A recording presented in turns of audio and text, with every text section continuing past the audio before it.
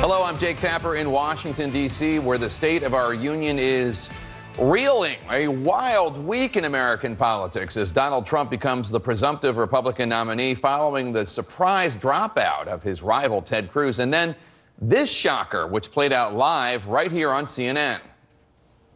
So, Mr. Speaker, you have said throughout this process that you will support the Republican presidential nominee. Now you have a presumptive nominee, Donald Trump. Will you support him? Well, to be perfectly candid with you, Jake, I'm just not ready to do that at this point. I'm not there right now. And I hope to, though, and I want to. But I think what is required is that we unify this party.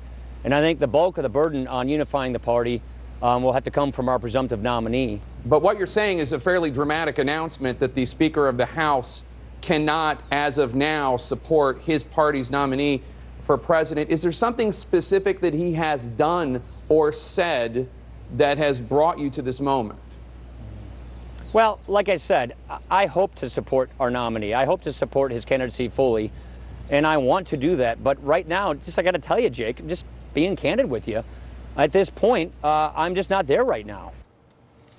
That interview set off a firestorm within the GOP. The Republican Party is now divided, with Mitt Romney, Jeb Bush, Lindsey Graham saying they will not vote for Donald Trump, and both Presidents Bush saying you will not see them at the Republican convention this summer. But other Republican stalwarts, including Bob Dole and Vice President Dick Cheney, they're pledging to stand behind the presumptive nominee. One of the earliest Trump loyalists, former Alaska Governor Sarah Palin, who was on the presidential ticket in 2008. She joins us now. Governor Palin, thanks so much for joining us. Thank you so much, Jake. So, Governor, as you know, Speaker Ryan told me on Thursday that he is not ready to support Donald Trump. Now, one of Trump's spokespeople told CNN that if Ryan does not back Trump, he should not be Speaker of the House. What do you think? I think Paul Ryan is soon to be cantored as an Eric Cantor. His political career is over, but for a miracle, because he has so disrespected the will of the people. And as the leader of the GOP, the convention, certainly he is to remain neutral, and for him to already come out and say who he will not support was not a wise decision of his. I think why Paul Ryan is doing this, Jake, is it kind of screws his chances for the 2020 presidential bid that he's gunning for.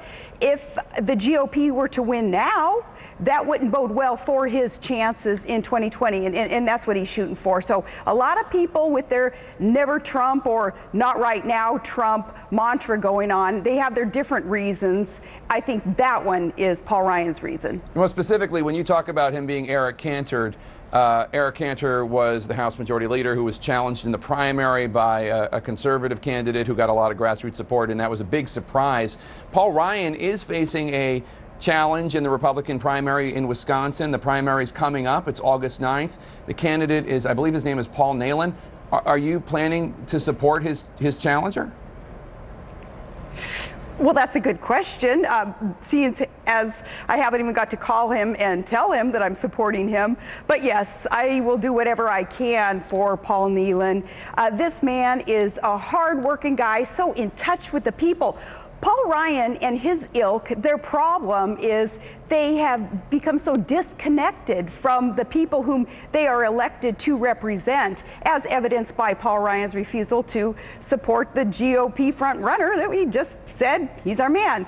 And what Paul Ryan and his ilk, again, their problem is they feel so threatened at this point that their power, their prestige, their purse will be adversely affected by the change that is coming with Trump and with someone like Paul Nehlen, that they're not thinking straight right now. Well, to be fair to Speaker Ryan, what he told me was he was very concerned about the tone that Mr. Trump has taken, very concerned about some of the things Mr. Trump has said about a temporary ban on Muslims entering the United States, about deporting 11 to 12 million undocumented immigrants in this country, things along those lines, comments about women, comments about Ted Cruz's father supposedly meeting Lee Harvey Oswald. That's what he said he was concerned about. You don't believe him. Right. And No, those concerns are, relatively speaking, Jake, they're superficial, talking about tone and certain verbiage that is chosen over what perhaps Paul Ryan or somebody would have chosen to articulate. Who cares? We care. The people of America care about getting things done, finally, taking our government back and putting it on our side. It's all about we the people, and we're rising up, fed up with people who have screwed the American people by breaking their campaign promises. We worked so hard to get Paul Ryan back in there, and so many other quote-unquote conservatives, and look what they have done. This weekend, Donald Trump really went after Hillary Clinton for her husband Bill Clinton's infidelities. Take a listen. Bill Clinton was the worst in history, and I have to listen to her talking about it. And just remember this, she was an unbelievably nasty, mean enabler, and what she did to a lot of those women is disgraceful. What do you think of that line of attack? Well, you know, I think a lot of people may be obsessed with a public figure's personal life, and they're going to get all entangled in, you know, past indiscretions or whatever. But I think for the most part, Americans are concerned about things like who will be able to appoint the next Supreme Court justices, which will affect an entire generation coming up. I think that's what people are concerned about, much more so than Bill Clinton's obvious indiscretions and Donald Trump having been divorced a couple of times but owning up to it. Things like that, at least for people like me, man, I just think that's like the least of our worries right now. Donald Trump is turning his attention, he says, to picking a running mate. Are you willing to be vetted for that job?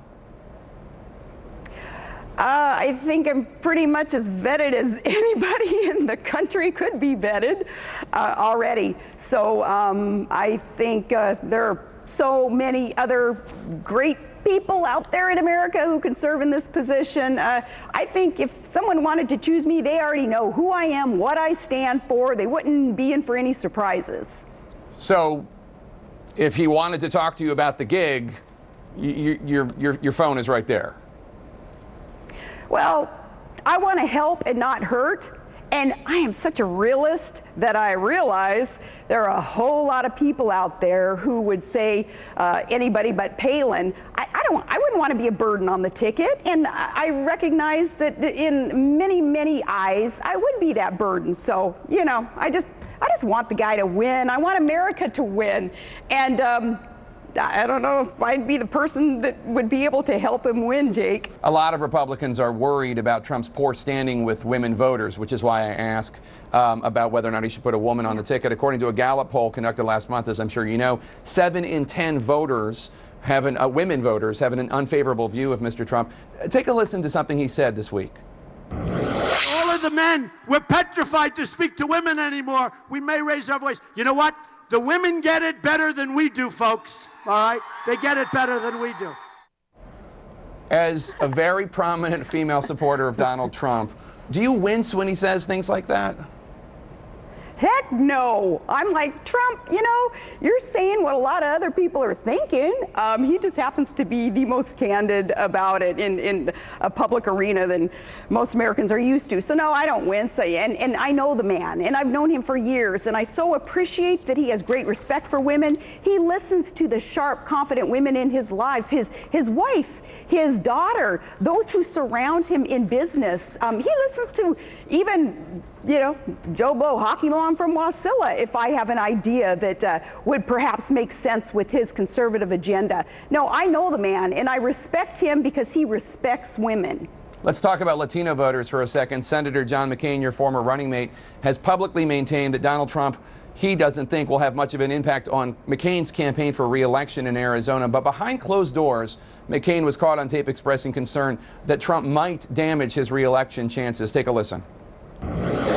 Donald Trump at the top of the ticket here in Arizona, with over 30% of the vote being Hispanic vote. I have no doubt that this may be the race of my life. You listen to or watch Hispanic media in the state and in the country, you will see that it is all anti-Trump. How is Donald Trump going to improve his standing with Latino voters?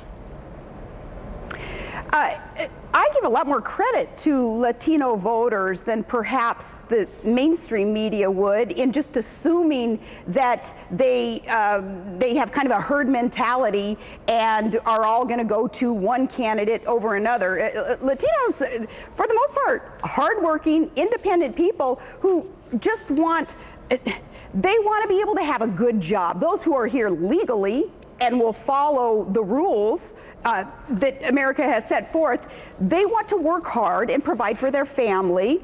I sure wish that politicians wouldn't worry about these racial divides that are, for the most part, made up by those who thrive on division and contention, and instead, politicians worry about perhaps what their record has said about themselves. Including John McCain? Well, John McCain and I, we have gone through a lot of battles, separately and together, and I really respect the man. And I think that he doesn't have any more to worry about with Latinos than perhaps he would have to be concerned with in terms of explaining his record to the general populace there in Arizona. But I don't live in Arizona, so I haven't paid as close to attention as everybody there has, of course. Donald Trump recently said he wants to change the Republican Party platform as it relates to abortion. He wants the party's opposition to abortion to include exceptions for rape, incest, and the life of the mother. Now, when you ran for vice president, you ran on a platform that has no exceptions. Do you agree or disagree with Trump's call to change the platform to allow for exceptions? I don't want the platform to change. No, that culture of life that will be built upon the pro-life views that the majority of conservatives and Republicans hold, I respect that. I don't think that there's a need for that to change. But when it comes to abortion, it's very sensitive. It's such a personal issue. I think that the plank in the platform is the way it should be, and I respect and support and want it to stay that way. And when we can conclude that the plank of the platform is fine as is, then we can start talking about what people are really concerned about in this nation, concerned about in this election, and that is, as I've said, debt, open borders, illegal immigrants coming on over and receiving freebies left and right instead of our own people, especially our vets, being able to receive the benefits that they've earned, growing government, that intrusion that the failed liberal agenda so perpetuates. That's what people want to talk about. Governor Palin, thank you so much. Best of luck to you. We hope to see you soon. Thank you so much, Jake.